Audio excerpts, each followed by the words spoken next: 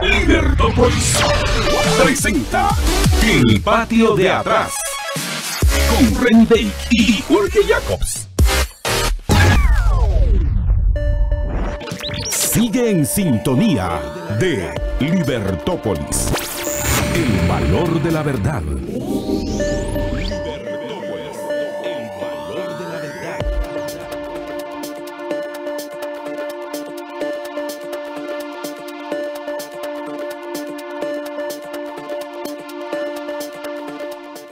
Bueno, y solo ya preguntarles si usted ya probó el Rescue Remedy de Quinfica, que es un preparado de 5 esencias florales de Bach 100% natural que ayudan a equilibrar las emociones en situaciones de estrés, ansiedad y pánico. Y si necesita calmar los pensamientos tormentosos que le impiden conciliar el sueño en la noche, pues pruebe 4 gotitas de Rescue Night y va a notar la diferencia. Ambos productos, el Rescue Remedy y el Rescue Night, los puede conseguir, los puede comprar en todas las tiendas de Quinfica y los puede comprar también a domicilio escribiendo al WhatsApp 5202-3122. 5202-3122 es el WhatsApp de Quinfica, donde usted puede pedir el Rescue Remedy y el Rescue Night en Quinfica, que es medicina natural. Y bueno, pues estamos ya en nuestro segmento de El Patio de Atrás, hoy con Reni Bake, y tenemos un invitado muy especial. ¿Qué tal, Reni? ¿Cómo estás? Buenas tardes. Muy buenas tardes a todos, saludos a nuestros oyentes, como siempre, en su Patio de Atrás, el único programa especializado en lo que sucede en Estados Unidos, la política exterior de ese país y obviamente sus implicaciones para América Latina y también un poco de la política interna de Estados Unidos, porque de una u otra forma tiene influencia en nuestro país. La semana pasada, tal y como lo habíamos predicho, no hubo una ola roja republicana como algunos habían vaticinado, sino que simple y sencillamente lo que ha pasado es hasta ayer, Jorge, ya se supo que los republicanos ya tenían 218 puestos en el Congreso, la Cámara Baja, o sea, ya tienen mayoría, ya estaban peleando los republicanos quién iba a ser su líder de la Cámara Baja, porque el representante del partido que tiene mayoría es como el líder de la Cámara o del Senado. Algunos estaban haciendo la broma. Como el presidente del Congreso. Como el presidente del Congreso, o sea, se va Nancy Pelosi, se regresa a ser la líder de la minoría, entra alguien que será el líder de los republicanos, que creo que eran Kevin McCarthy, es lo último que yo leí hoy temprano, y en el Senado lo han retenido los demócratas. Tal y como lo habíamos dicho, eso estaba en un toss-up, nadie sabía, pues al final han sido los demócratas los que han retenido la Cámara Alta, lo cual le da un respiro en política interna al presidente de Estados Unidos, Joseph Biden. De los ganadores en la parte republicana se considera que el gobernador de Florida, DeSantis, se ha perfilado porque en Florida arrasaron los republicanos, lo cual implica que DeSantis puede ser un contendiente fuerte en este momento para las elecciones del 2024 como precandidato presidencial. Se le ve como alguien que le puede hacer contrapeso o le puede competir contra Donald Trump, que ayer en la noche anunció que va a volver a competir para las elecciones presidenciales del 2024. En ese contexto tenemos 2 invitados. Uno es Goy Demental, que vamos a hablar en este momento. Goy es presidente de un think tank pequeño, pero muy bien conectado, que se llama Global Americans en Estados Unidos, está en Washington, D.C. Ellos son un think tank o un centro de pensamiento bipartidario, o sea, tiene representación de ambos partidos en su junta directiva. Goy también previamente trabajó en el Senado y en el Congreso, está muy bien conectado, se conoce los tejes y manejes y hasta dónde está el café en esas áreas de Washington. Él nos va a estar contando un poquito, quién ha ganado las elecciones, qué se puede esperar, y también nos va a contar un poco realmente quién maneja la política exterior de Estados Unidos y qué se puede esperar para los próximos 2 años. Después vamos a tener a nuestro amigo Eduardo Vidal desde Florida, como ustedes recordarán, ya lo hemos entrevistado en el pasado. Él es un republicano de Florida, pro-Trump, pero más cercano a DeSantis. Nos va a estar contando un poco la visión republicana de lo que pudo haber sucedido, qué se puede esperar para las elecciones presidenciales en ese país, que ya básicamente ya ha arrancado la campaña en el momento en que el expresidente Donald Trump anunció que iba a competir de nuevo para las elecciones. Entonces, no sé si ya tenemos en el aire a nuestro amigo Goy. ¿Aló? Sí, buenas tardes. Hola, Goy, ¿qué tal? Te saluda Reni desde Guatemala con Jorge Jacobs, a mi compañero del programa. Sin más, Goy, tú hablas muy buen español porque viviste una parte, algunos años en Honduras, en Ecuador, y actualmente estás a cargo de Global Americans. Si nos quieres contar un poquito del think tank y cuál es tu perspectiva de las elecciones en Estados Unidos y qué podemos esperar de la política exterior de tu país para América Latina. Perfecto. Pues antes que todo, muchas gracias por el espacio y el tiempo. Es un placer estar con ustedes y con su audiencia para discutir estas elecciones importantes de mitad de término aquí en los Estados Unidos. Yo soy el presidente de Global Americans. Somos un think tank con oficinas en Washington que se dedica al fortalecimiento de las relaciones entre los países de las Américas, enfocándonos más que todo en temas de derechos humanos, el desarrollo y la democracia.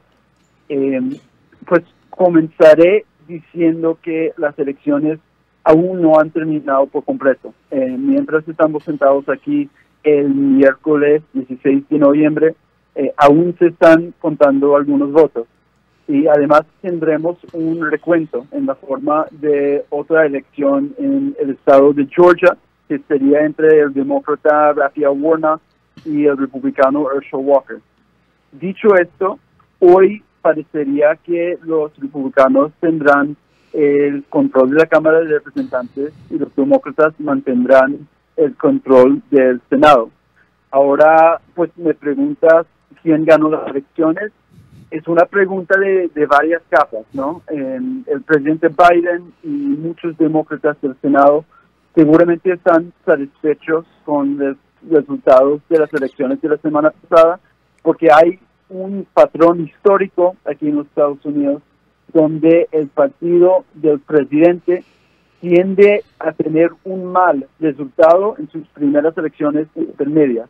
Parece que el presidente Biden ha encontrado una manera de frenar esa tendencia y a su partido le está yendo mucho mejor de lo previsto en todos los ámbitos.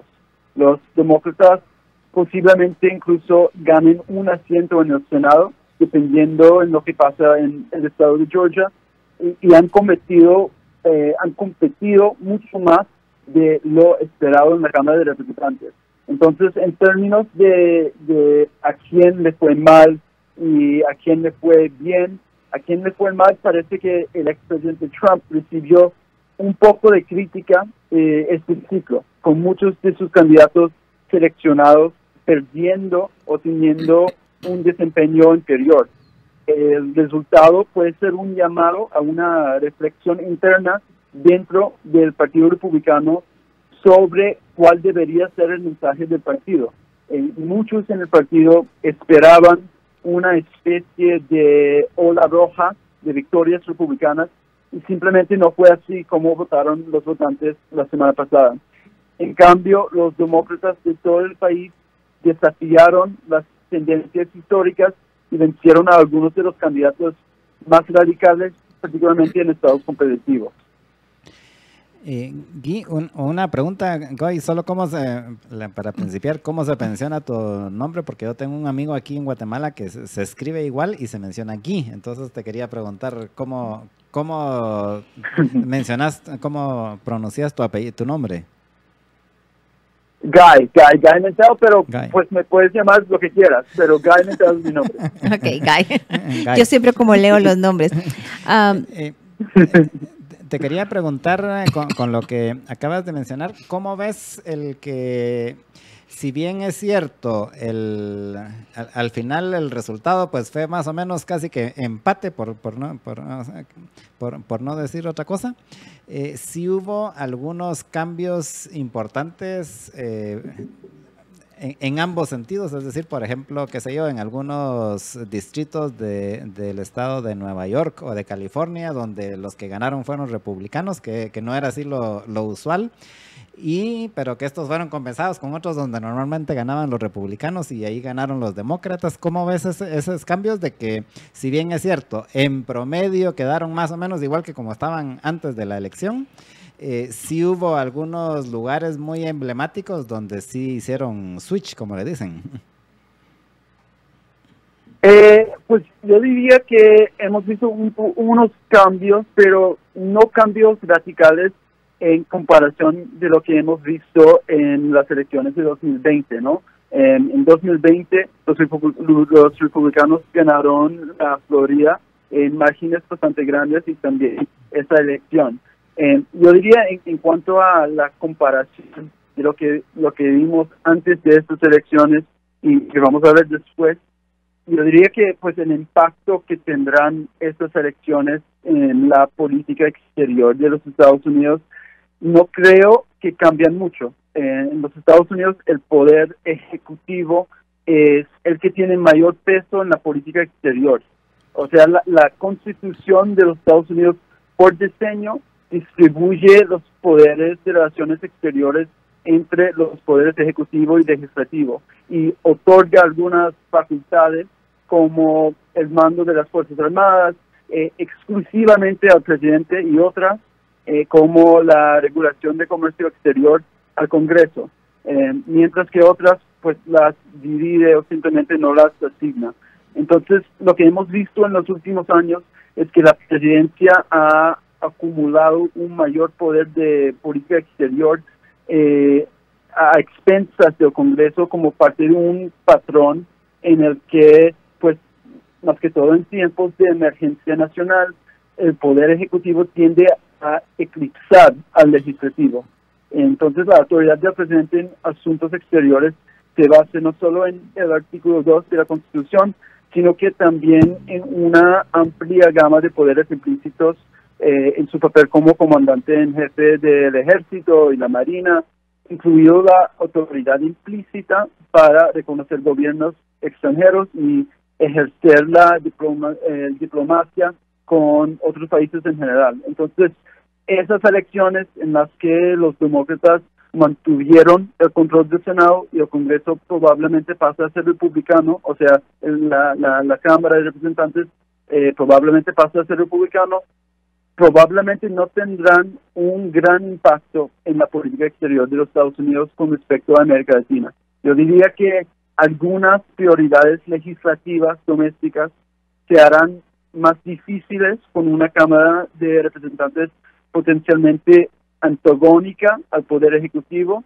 El Poder Legislativo controlado por los republicanos podría estar inclinado a usar sus recientemente adquiridos poderes para realizar audiencias y investigaciones de la administración de Biden para quizás posicionarse mejor para las próximas elecciones de 2024. No obstante, con el Senado controlado por una mayoría demócrata, es probable que haya otro impulso para confirmar embajadores para la región. El hecho de que Biden haya ganado, entre comillas, las elecciones de medio término, probablemente le permitirá continuar con algunas de las prioridades de la política exterior que se han impulsado hasta ahora. Por ejemplo, la revitalización de la OTAN y la alianza transatlántica, un deseo más profundo de involucrar a América Latina, un mayor enfoque en el cambio climático y el medio ambiente, y un enfoque en la gobernabilidad democrática durante este tiempo de receso democrático, no solo en todo el hemisferio, sino que también en todo el mundo. Goy, tú pasaste, no recuerdo si 5 o 8 años trabajando en los pasillos del Senado de Estados Unidos. ¿Qué pudieras contarnos de digamos, de los temas que consideras que es importante que entendamos de fuera de Estados Unidos, de cómo se maneja la política exterior de Estados Unidos, porque a veces en nuestros países, y yo te lo comentaba, algunos creían de que si, por ejemplo, los republicanos hubieran arrasado en las elecciones ahorita de mitad de periodo, la política exterior de Estados Unidos hacia América Latina iba a cambiar, lo cual yo había dicho, y lo habíamos mencionado con Jorge varias veces, que eso no es así porque no es el diseño de la Constitución de Estados Unidos ni cómo funcionan sus instituciones. Pero ¿qué quisieras compartirnos de tus años en el Senado, aparte de a dónde hay que ir a tomar un buen café? Sí, pues yo traje unos años en el Senado y yo diría lo mismo, o sea, en los últimos años la presidencia ha acumulado un mayor poder de la política exterior y pues está diseñado así por la Constitución, pero debido a muchos temas la presidencia ha consolidado muchos poderes implícitos de la política exterior estadounidense. Entonces, de lo que yo veo, el tema que es muy probable que vemos una Cámara de Representantes republicana. El resultado sería, pues, quizás más audiencias, más investigaciones de la administración de Biden, pero la política exterior de la administración de Biden, más que todo, va a seguir así, o sea, va a seguir en la misma dirección, porque yo creo que para Biden fue una victoria, o sea, había una tendencia histórica en que los demócratas debían haber perdido más sillas y no fue así. Entonces, para Biden, yo creo que, y para la Casa Blanca, van a ver que pueden seguir con sus metas y objetivos en la política exterior, y los republicanos pueden hacer audiencias e investigaciones, pero como ya he dicho, más que todo las decisiones vienen de la Casa Blanca. Guy, y una pregunta más con relación a los ciudadanos estadounidenses. Fuera de Estados Unidos, uno tiene la impresión de que la mayor parte de ciudadanos estadounidenses, pues realmente, con excepción de cuando salen de vacaciones, realmente no les importa qué pasa fuera de Estados Unidos. ¿Sigue siendo así o es una percepción que ya no es tan así? Pues yo creo que los estadounidenses y la política exterior de Estados Unidos tiene que enfocarse aún más más que todo en América Latina. O sea, este es uno de los objetivos de nuestro think tank, para impulsar más actividad, más enfoque hacia el hemisferio occidental. Entonces, yo creo que hemos visto durante los últimos años de la pandemia y de muchos otros fenómenos y desarrollos, que la política no termina en las fronteras de cada país. Entonces, hemos visto que el mundo sigue siendo muy conectado, entonces tenemos que pensar no solo en lo que está pasando dentro de nuestras fronteras, sino que también tenemos que ver que hay conexiones de todo, y la política exterior de los Estados Unidos tiene que enfocarse, en mi opinión, aún más en el hemisferio occidental. Tiene que invertir más esfuerzo, más recurso, más atención en lo que está pasando en nuestro hemisferio, porque yo creo que hay muchas oportunidades de colaborar entre países, y la falta de invertir esos recursos es una pérdida de estas oportunidades. Guy, desgraciadamente el tiempo se nos acaba. Un minuto, un mensaje que nos quisieras dar de último momento, y espero que no sea la última vez que estés con nosotros, porque tenemos que ir a un corte y a un nuevo y a otro invitado que también tenemos. ¿Tu último mensaje? Mi último mensaje sería, pues hemos visto la fuerza de las instituciones y procesos democráticos en los Estados Unidos, y hemos visto unas elecciones libres y limpias, y hemos visto que la democracia aquí sigue siendo fuerte. Yo creo que, pues, mi mensaje y mi resumen de lo que ha pasado en estas elecciones es que, más que todo, yo creo que el presidente Biden ha salido fortalecido de estas elecciones dentro de su partido.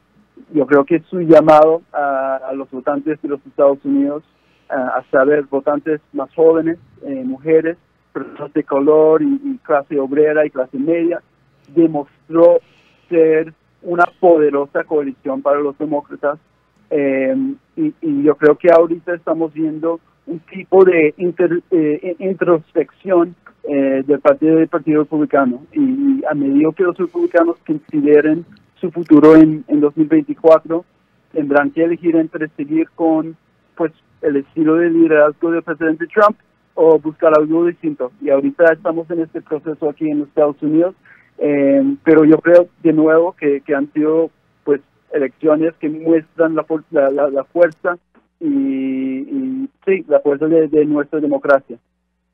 Muchísimas gracias, Goy. Y Jorge, te deja un último mensaje y te escribo más tarde al WhatsApp para seguir platicando. Un abrazo. Pues muchas gracias, Goy, y seguimos, Perfecto, seguimos en contacto. Gracias. Y vamos a ir a una pausa. Gracias. Vamos a ir a una pausa, pero antes de ir a una pausa solo quiero recomendarles los servicios de MrBeast Self Storage, que es el líder en Centroamérica de la industria de Self Storage. Tiene presencia en 3 países, 12 ubicaciones, más de 3,000 espacios y 22 años de experiencia. Reinventa tu espacio para emprender, crea más espacio para tu oficina o casa, guarda tu inventario en las bodegas de MrBeast Self Storage, que te ofrecen seguridad, fácil acceso a las ubicaciones, flexibilidad en los contratos y precios y asesoría sin costo. Si quieres más información puedes visitarlos en MRB Storage, MrBeastStorage.com, o llamarlos al 2314 49 49. MrBeast Self Storage, encuentra tu espacio.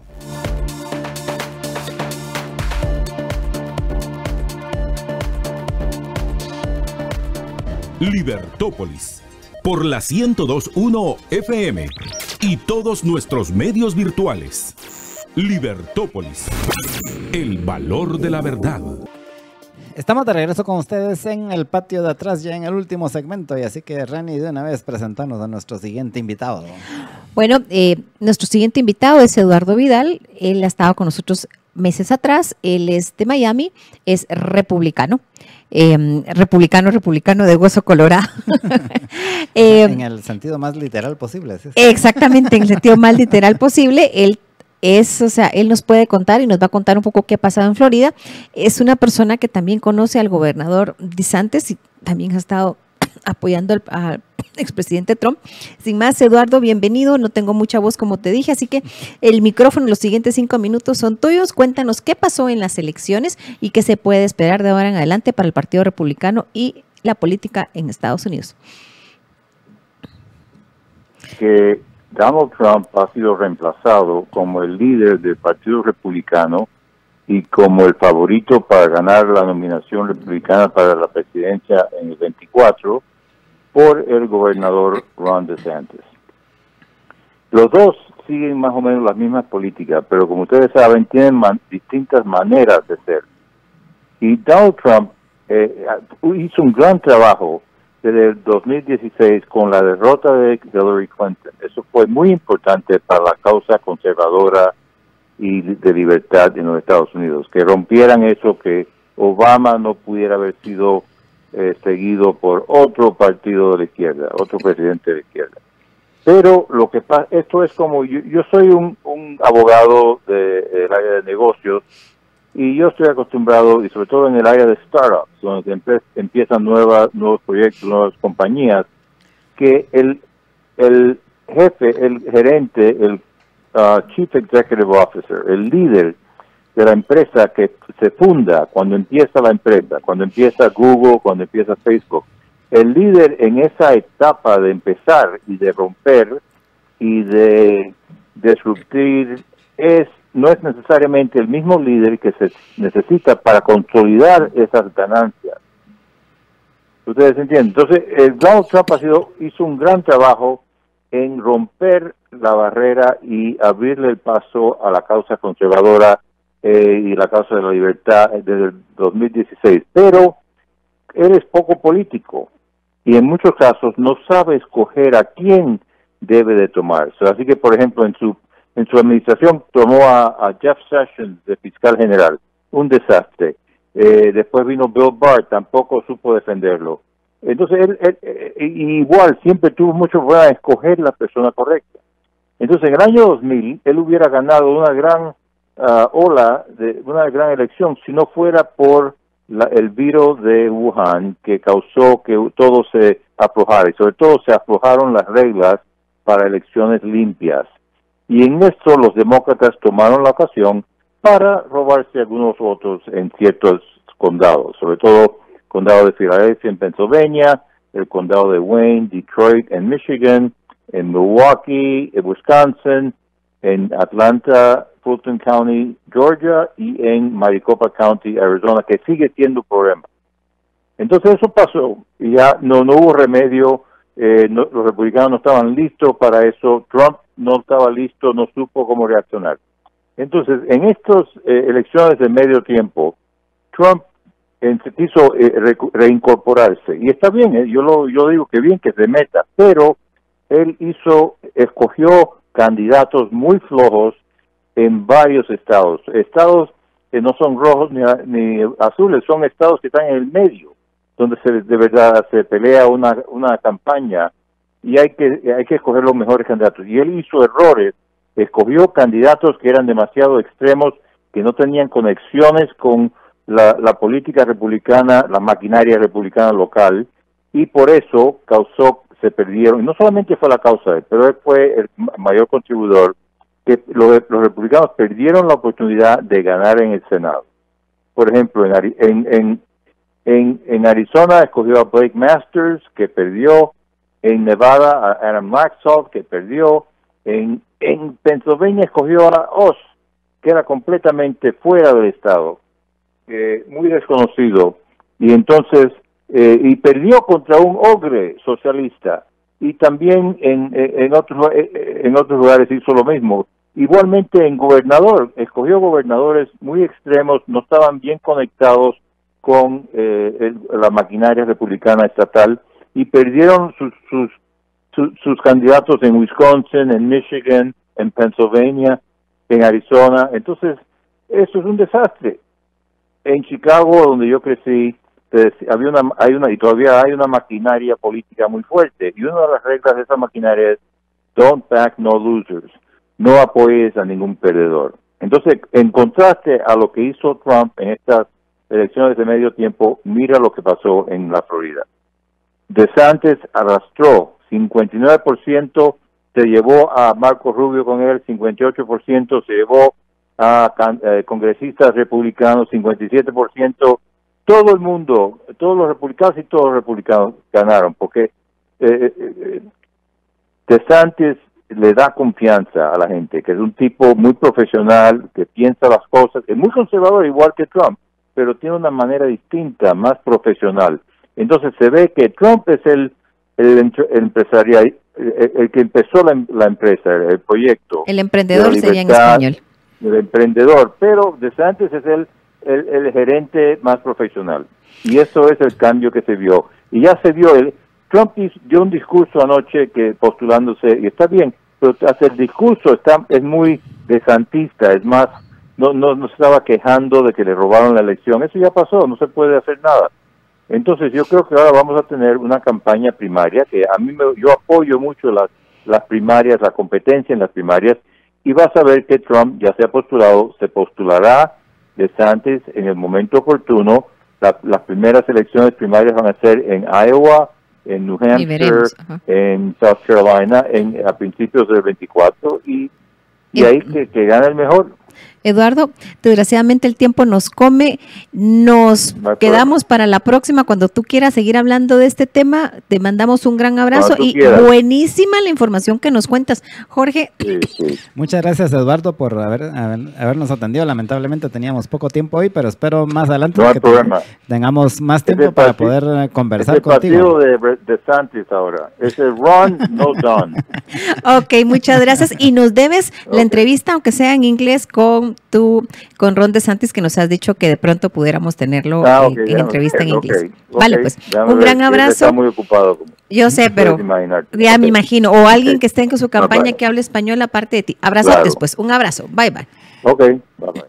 Y hasta aquí dejamos el patio de atrás y Libertópolis al mediodía, porque ya se nos acabó el tiempo. Gracias, Reni, por haber estado con nosotros. Gracias a todos. El próximo miércoles vamos a estar hablando de el Día de Acción de Gracias, que ya es en 8 días. Y muchísimas gracias a todos. Disculpen la tos, pero sigo con una tos de chuchos, como se dice muy coloquialmente en Guatemala. Así es, ojalá que estés mejor ya para la semana entrante. Y a todos ustedes les agradecemos su sintonía y los invitamos a que continúen con los programas de Libertópolis. Y para mientras les deseamos muy feliz tarde.